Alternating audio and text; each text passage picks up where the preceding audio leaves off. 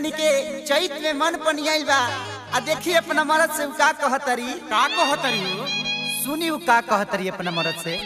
होता सकेत दीना खटिया हटाई आई ना लगे बैठी देहिया सटाई खटाई चाटी राजा जी भी छाके चटाई खटाई चाटी राजा जी भी छाके चटाई। होता सकेत दीना खटिया हटाई आई ना लगे बैठी देहिया सटाई खटाई चाटी राजा जी भी छाके चटाई।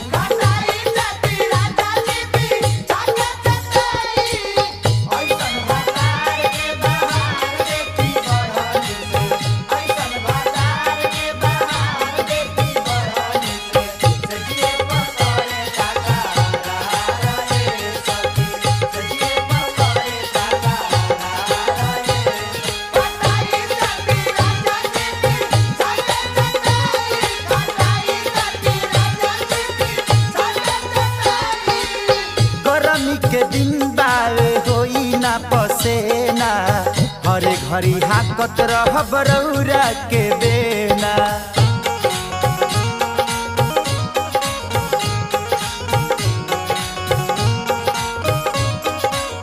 हाँ हाँ हाँ गरमी के दिन बाटे होई ना पसेना हरे घड़ी हाकत रह बरौरा के बेना।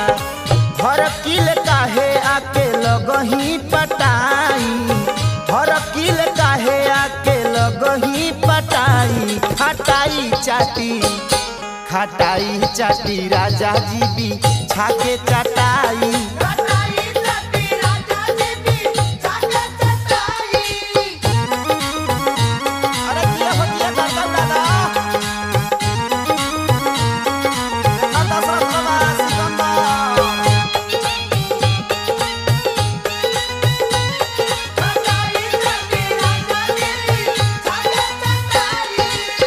जतन से लेके आइल बानी हम की कोढ़ा काहे खातिर तना कराइल निहोरा।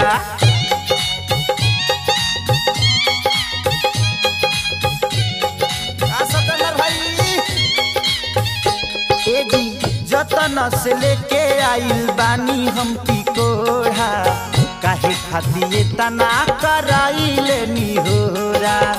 कृष्णा देवरवा से जनई बताई कृष्णा देवरवा से जनई बताई खटाई चाटी राजा जी भी छाके चटाई।